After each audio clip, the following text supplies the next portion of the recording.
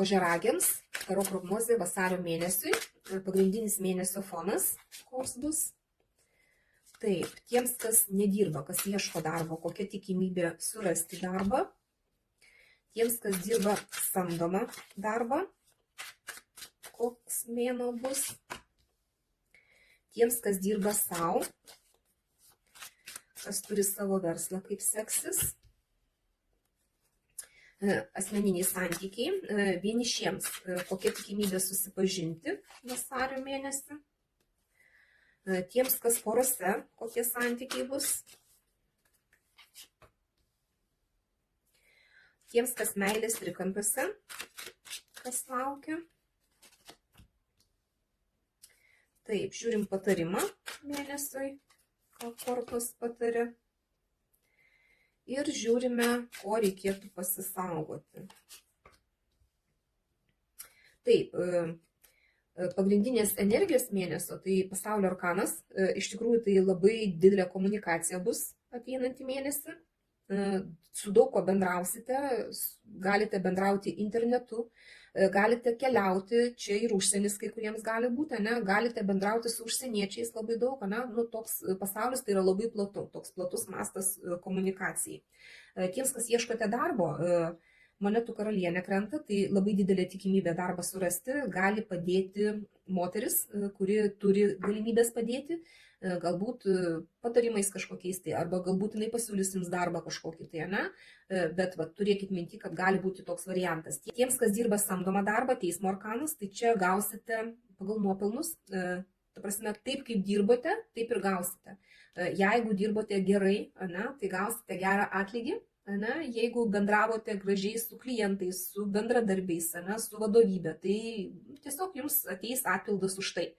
Jeigu pykotės, jeigu nedirbote, jeigu ten kažkokie tai konfliktai buvo, tai atitinkamas atlygis bus ir pagal tai.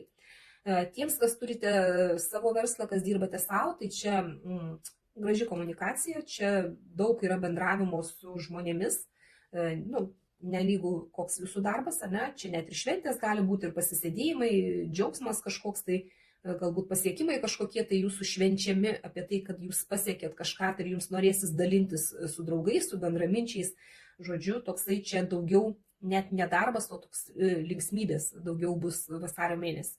Žiūrėjau, koks jūsų darbas. Gal jūsų darbas susijęs būtent su linksmybėm, tarkim, gal jūs ten pokylius kažkokius tai ruošiate, gaminate, pavyzdžiui, maistą šventėms kažkokioms, ar gėlės, pavyzdžiui, puokštės gaminate, puošiate šventės kažkokias, žodžiu, čia kažkas tai tokio, bet džiugins jūs, būsit patenkinti, norėsit savo džiaugsmų dalintis su draugais.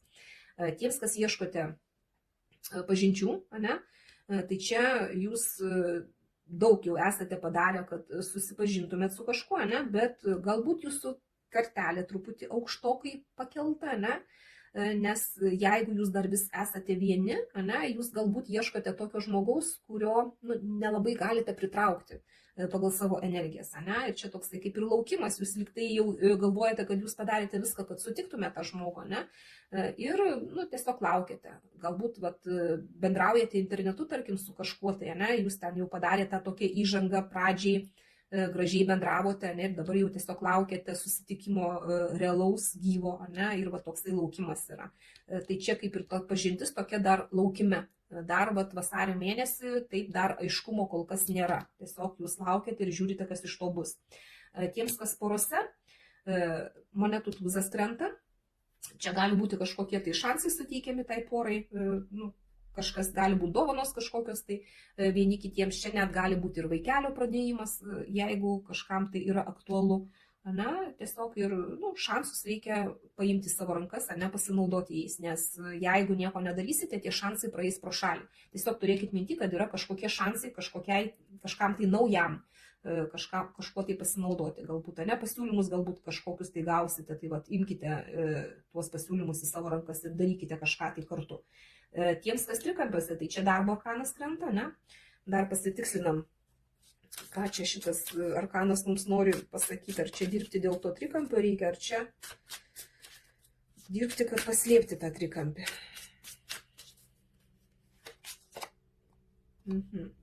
Saiko arkanas, na iš tikrųjų, dirbat jūs, tame trikampyje esate, ne, jūs bandot išlaviruoti, kad ir ten spėt, ne, galbūt žinote, kad tas trikampis yra čia vėlgi ir reikia laikyti saiko, neperlemti lasdos. Jeigu jūs esate trikampyje ir jūs slepiate, tai nuo savo partnerio, kaip pavyzdys, ir jūs, tarkim, turit meilužę ar meilužę, ne, tai jums reikėtų nepersistengti, ta prasme, kad jūsų partneris nesužinotų apie tą trečią žmogų. Jeigu jūs esate tas žmogus, iš kurio renkasi, ta prasme, tarp jūsų renkasi ir dar tarp kažkokio tai žmogaus, trečias žmogus renkasi, tarp jūsų ir tarp kažko. Tai čia jums irgi reikia balansuoti, išlaikyti pusiausvyrą, jeigu jūs norite būti išrinktų žmogum, jeigu norite, kad jūs pasirinktų, ne, jūs neturite forsuoti, nors kaip ir turite dirbti dėl tų santykių, bet neturit perlenkti lasdos, turit po truputį eiti tais pačiais žingsneliais mažais savo rezultato link, ne, po truputį niekur neskubant, ne, išlaikant pusiausvyrą. Patarimas koks, kardų ketvirtukas.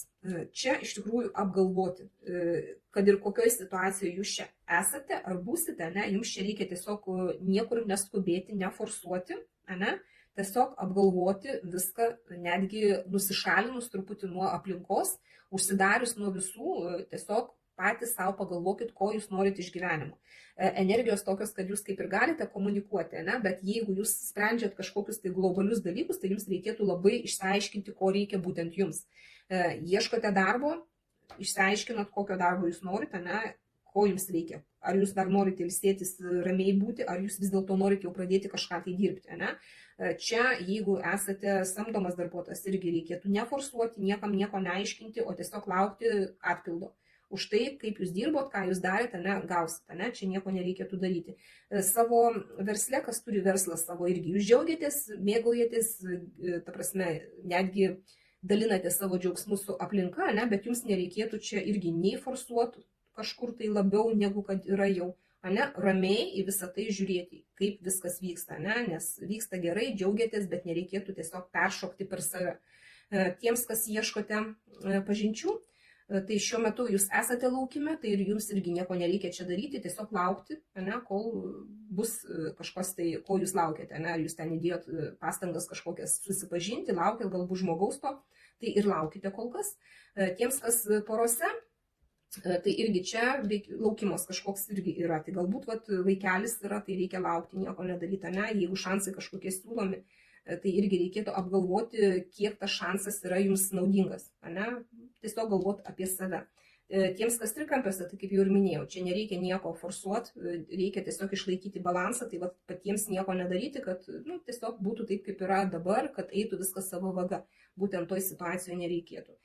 Ko pasisaugoti, tai taurių riteris, pasisaugoti per daug didelės romantikos, kad ir kur jūs čia būtumėt, tai čia gal darbe, tai gal čia nelabai, ta prasme, čia daugiau to, kad jeigu dirbate su kažkuo, tai va čia, pavyzdžiui, pasiūlymai kažkokie yra siūlomi, tai nereikėtų tikėti viskuo, kas jums yra sakoma, nes pagal riterį taurių, tai daug yra kalbama, daug žadama ir mažai daroma, tai turėkit minty, įsivertinkit tai, tiek darbe, tiek pasiūlymuose dėl darbo, čia irgi, jeigu savo versle kažkas, tai galbūt irgi kažkokie pasiūlymai nauji, jeigu atsiras, tai tiesiog truputį per pirštų žiūrėkite tuos pasiūlymus, nes gali būti daugiau kalbama negu daroma. Ir santykiuose irgi tas pats, irgi liečia. Čia, jeigu trikampiuose jūs esate, tai neįsimylėkite ir neklausykite, kas jums yra žadama, nes čia reikia žiūrėti ne į žodžius, o į poelgius labiau, ne? Visur santykiuose irgi, jeigu čia irgi šansas kažkoks suteikiamas, nesako, imk daryk, eik ir žada, tai neklausykit žodžių, o žiūrėkit į tai, kas yra daroma, kas jau yra padaryta, nes tai, kas padaryta, tai jau yra tikra, o pažadai yra pažadais ir tuo labiau, kad čia daug romantikos ir reikėtų to pasisaugoti ir patiems neįlysti į romantiką, kaip pavyzdys, ne, nes jums to nereikia. Iš tikrųjų, ir patys nieko nežadėkit, ko negalėsit ištesėti, nes atrodysit negražiai iš šalies, ne? Nes išaiškės, išlipsi paviršių ir tiesiog atrodysit keistai. Tai va, tikiuosi aiškumo kažkiek įnešiau. Dėkoju už jūsų laiką, širdutes ir iki sekančio karto.